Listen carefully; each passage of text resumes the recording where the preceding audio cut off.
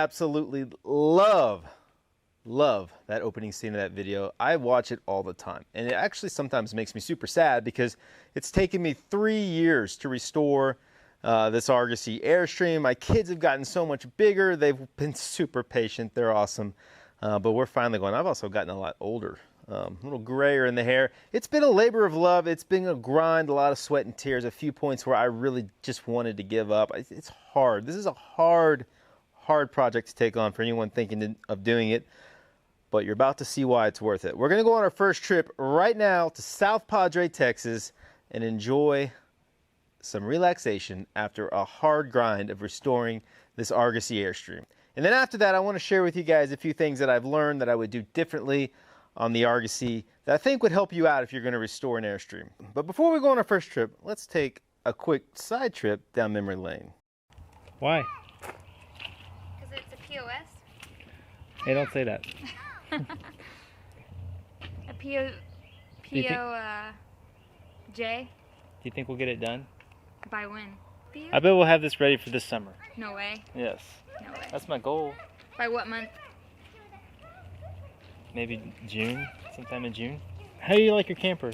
Look at the camper, Jen. What do you think? I don't like it. You don't like it? Aw. It's pretty bad, isn't it? Bad. We're going to fix it up. Okay. It says 120, I think. What is here? How?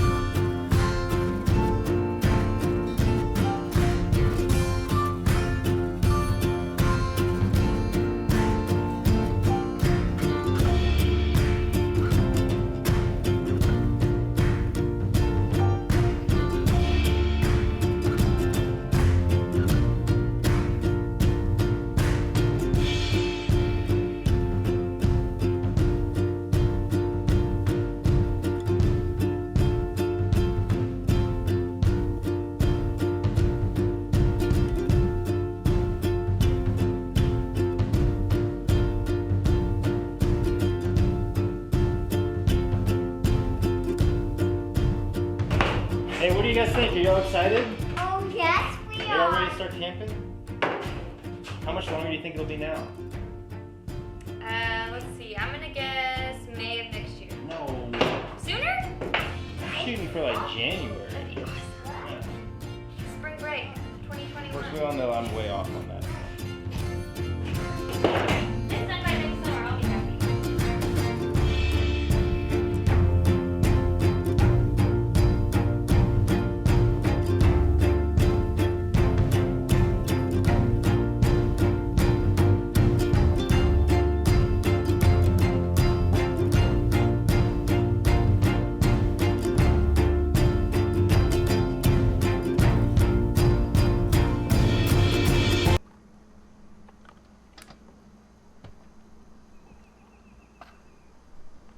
Okay.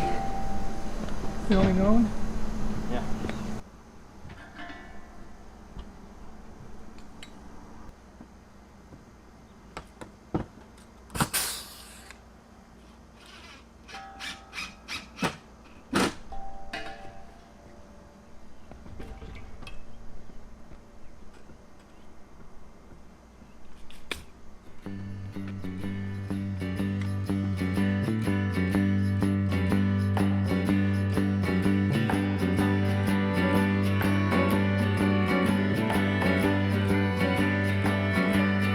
Following a shadow down to the graveyard. Gonna say a prayer, gonna pay my dues. I've been running wild ever since I left Virginia, trying to find a face that might remind me of you.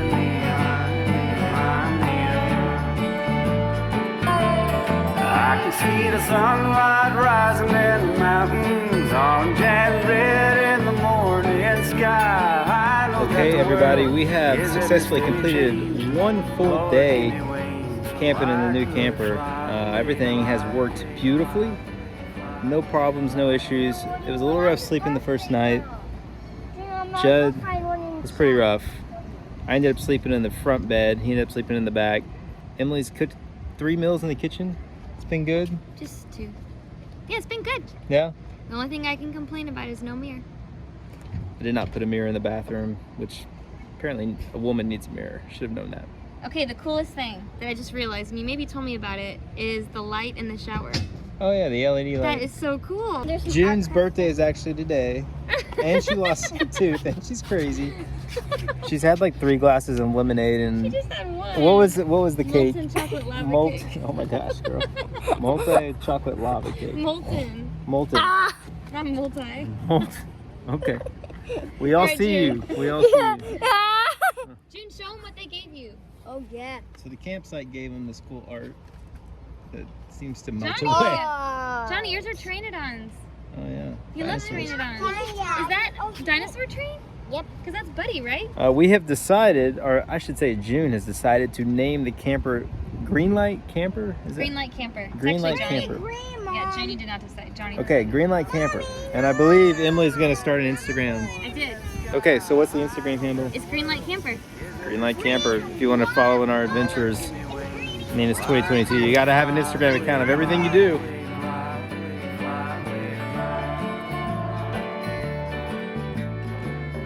Any heart can shatter like a pane of glass. To the wind it's scattered. Raise your hand if you want to go on a road trip in the camper. Where do you want to go next? Colorado. Africa. You want to take it to Africa? If we took it to Africa, we'd have to sail across the ocean. This is my favorite part. Jody, you want to go to Africa? You want to go to Africa? Costa Rica? That would be intense. Mom, where do you want to take next? Somewhere that's really outdoorsy and woody. To the woods. We could go to East Texas. Okay, friends, it was a successful trip. We're getting packed up to go home. It's a bit windy out here. All in all, I'm really pretty dang happy with how well the Argosy worked. We didn't have any plumbing issues. Other than the black tank, I don't really know how to operate the tanks, and I left the valve open on all the tanks. You need a little water in a black tank, I found out. So I got some cleaning to do. Kind of gross. They call it a poop pyramid. It's really quite disgusting. Yeah, it's gross. I need to clean it out. Lesson learned on the first trip. Make sure you leave water. Keep your black tank closed. You won't have that issue. Yeah, other than that, the AC worked great. All the electrical was good. Camper's super dirty. There's a lot of things we need to add and do differently. We're cleaning it right now. It's a total wreck in there. Did Johnny say you could borrow it? The beds work good. The boys' bed worked great. It's a little bit of work, but that's camping. That's part of the fun. So enjoyed it. First trip, South Padre Island. We got our sticker on the door right there. Johnny's out here just counting. What are you counting for, bud? 1,000. Oh, he's counting to 1,000. It's gonna be a while. We got a 5-hour drive, so he's got plenty of time.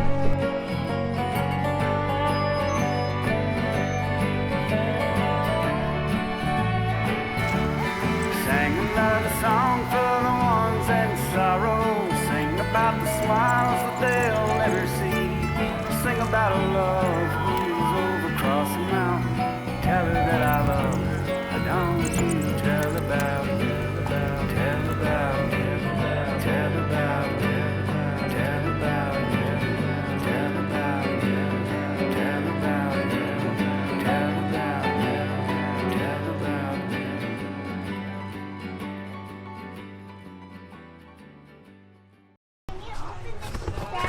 I need to go get my shoes.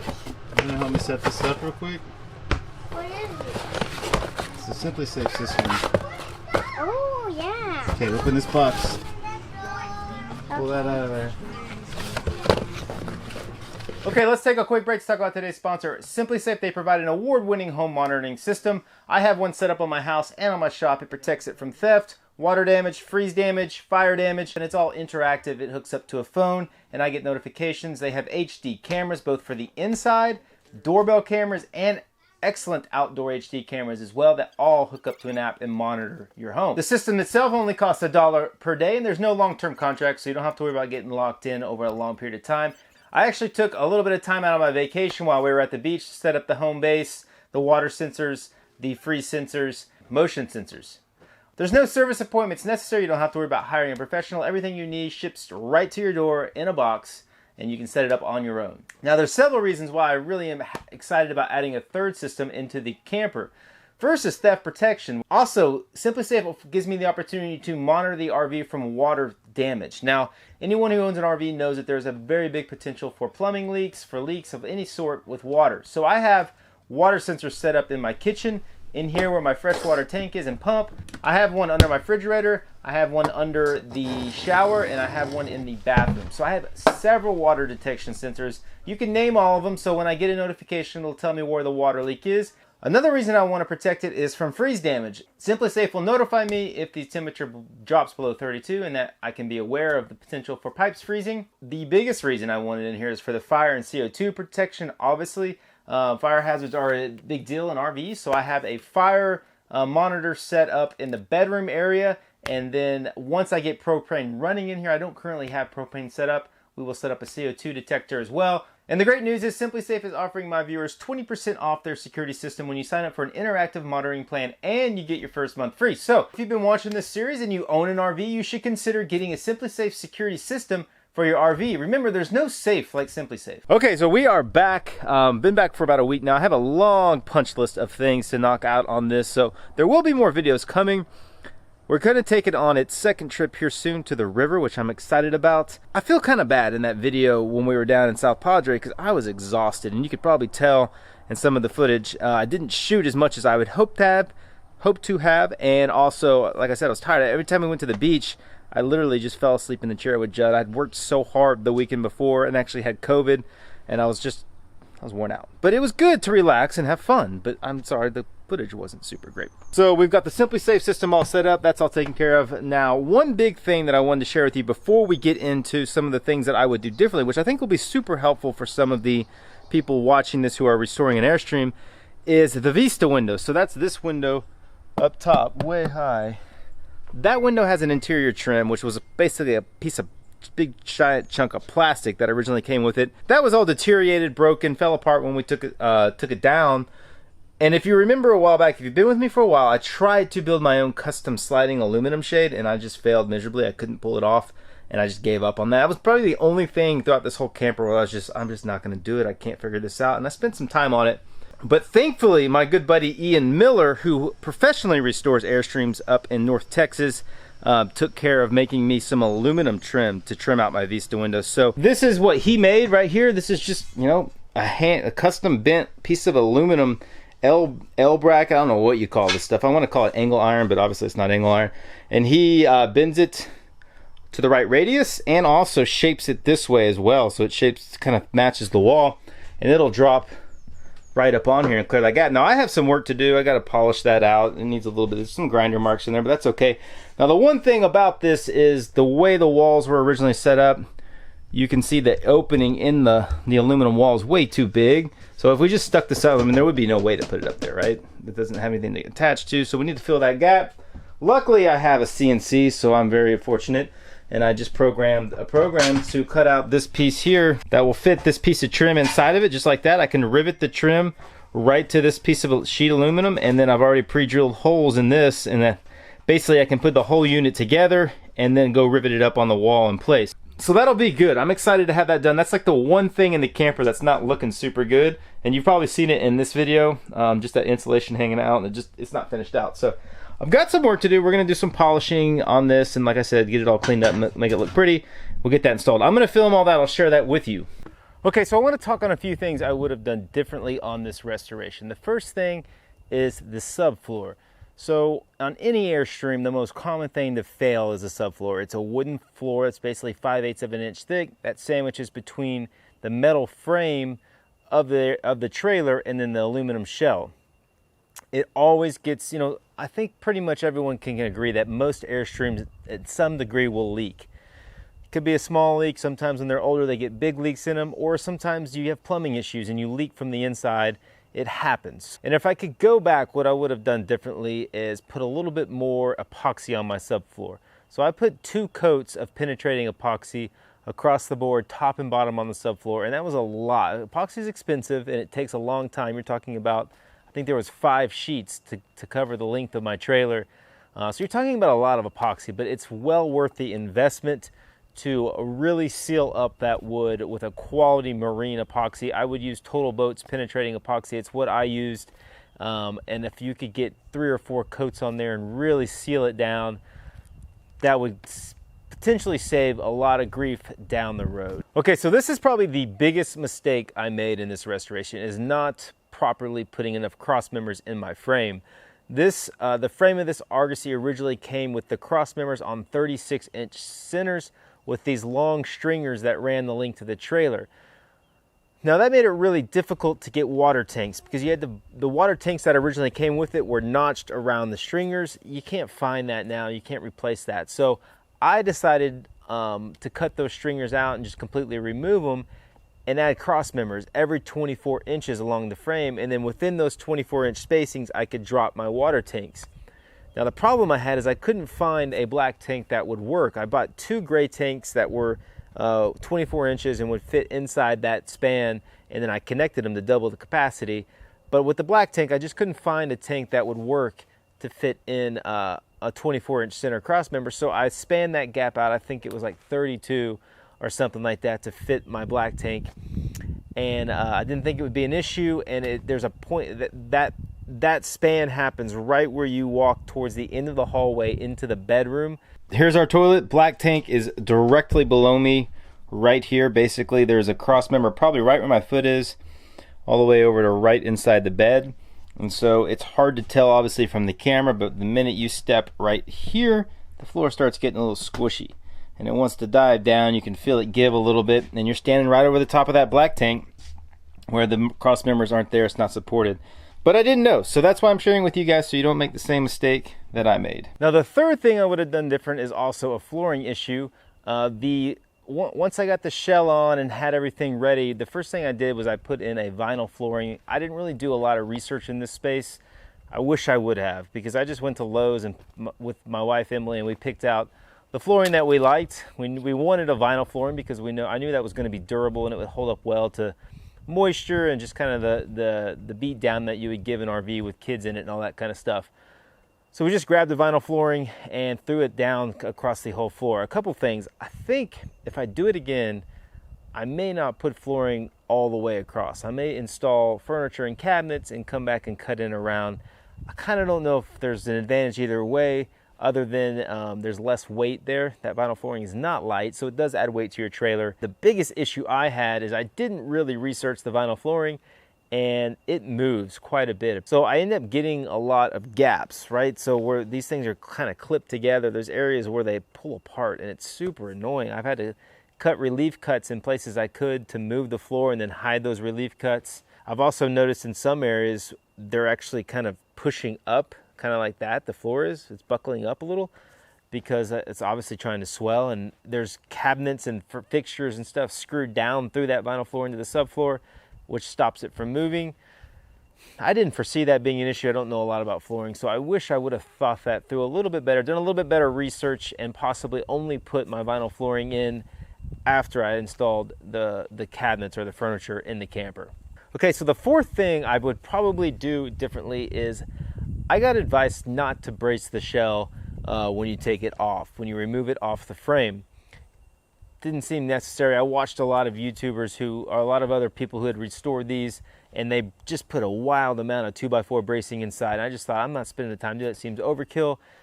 I think it's strong enough to hold its form. And I think for the most part it is, but I was crawling on top of mine with it without it braced and with it off the frame. And you know, I'm pretty certain that around the door frame there's a little bit of bending that happened that's causing the door not to close very well.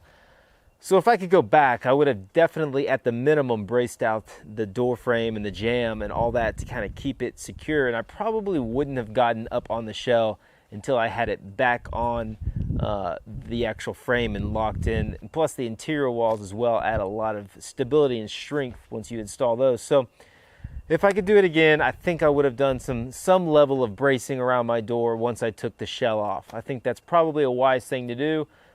Okay, so the fifth thing and the final thing that I would have done differently is a little bit better thought out shower. And I've had a lot of comments, people give me a hard time about my shower.